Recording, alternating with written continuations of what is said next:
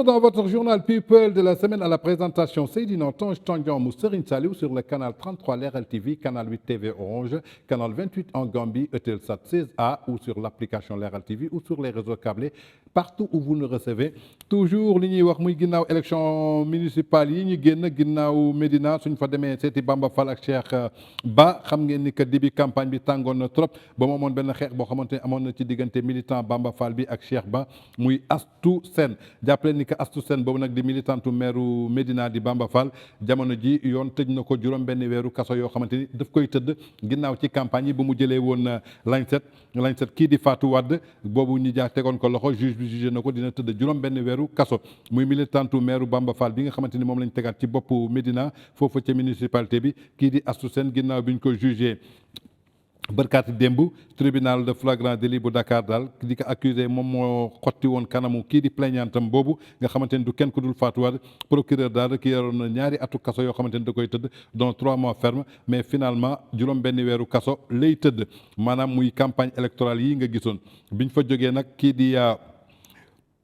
Bamba Fall am na lu mu wax nee na une fois n'est pas coutume le tribunal a suivi le réquisitoire du parquet dans l'affaire relative à la bagarre entre militantes de Bamba Fall et de Cheikh Ba lors de la campagne électorale pour la conquête de la mairie de Médina. En dépit des demandes perçantes de certains religieux pour un déroulement pacifique du processus électoral, celui-ci a été émaillé d'incidents dans l'ensemble du territoire national. C'est le cas à la Médina où Fatou Wade est a accusé la militante de Bamba Fall d'avoir lacéré son visage. Suñu sukkandikoo ci journal Témoin moom lu mu ñu xamal l'affaire est passée hier au niveau du tribunal des flagrants délits maanaam jàpp ne daal parquet bi jëloon na ñaari atu kaso yoo xamante ni 6 mois la kii di tëdd mais tribunal bi dafa suivre réquisitoire boobu pourtant ci baar bi kii di Astou Sène bi mu taxawee essayé na défendre boppam en vain selon elle un ami lui a signalé que la plaignante l'a traité sur les réseaux Facebook de prostituée qui s'est fait avorter de sa mère et de mendiante. Lorsque je suis sorti pour me rendre chez ma mère, elle est venue vers moi avant de me lacérer les bras avec une lame. C'est au moment où je tenais à détourner sa main qu'elle s'est blessée au visage, a-t-elle soutenu à la barre. ba tey daal suñu sukkandikoo ci Fatou Wade neen daal benn xaritam moo ko xamal ni que daal Astou Sène nee na ko Fatou Wade daf ko saaga ci réseaux sociaux yi maanaam ci page Facebook bi ne ko moom cagala day taxawaalu moom dañ ko ëmbal maanaam xamul sax kuy yaayam noonu loolu moo taxoon nag bi ñu génnee mu yëkkati loxoom bi ñu bëggee xeex noonu kooku nag si la ko loxo bi gaañ loolu la défendre mais loolu yëpp convaincre juge bi daal deful dara lu dul tëj kii di Astou Sène si juróom benn weeru kaso waaye suñu sukkandikoo ba tey ci Fatou Wade laa la tontu muy plaignante bi ki nga xamante ni dañu xotti kanamam maanaam lañsete ko ba mu jeex muy prévenu bi moom daal dafa créé benn post boo xamante ni doomu Médina la tudd ci benn page Facebook pour lancer ay invectives avec le même de lui envoyer un SMS pour lui intimée de se taire sous peine de divulguer des informations sur elle. Elle m'a taxé de fille de mœurs légères, m'accusant ainsi de fixer des rendez-vous avec des hommes au Maroc. Elle m'a même accusé d'avoir couché avec son défunt père. Je me rendais au marché Tilène, c'est en cours de route qu'elle m'a intercepté. Lorsque je suis retourné, elle m'a menacé. J'ignore ce qui s'est passé après, car je me suis évanoui et je me suis réveillé à l'hôpital, a-t-elle martelé. ba tey suñu sukkandikoo ci Fatou Wade bu mu gaañ nee na moom aussi kii ko gaañ di Astou Sène dafa créé benn page Facebook boo xamante ni doomu Médina la ci tudd mu texte que de tous les noms ne ko day taxawaalu cagala dafa am ay rendez-vous yoo xamante ni da koy def ak ay góor foofa ca Maroc ginnaaw loolu bu mu génnee doon dem marché si leen si la dajeeg moom nag xamul woon sax lu xew si la ko attaqué xotti kanamam après loolu xamaatul lu xew mi ngi yeewoo fële ca hôpital jàppale ni que daal muy incident bi nga xamoon ni amoon na ci élection locale yi foofu ca Médina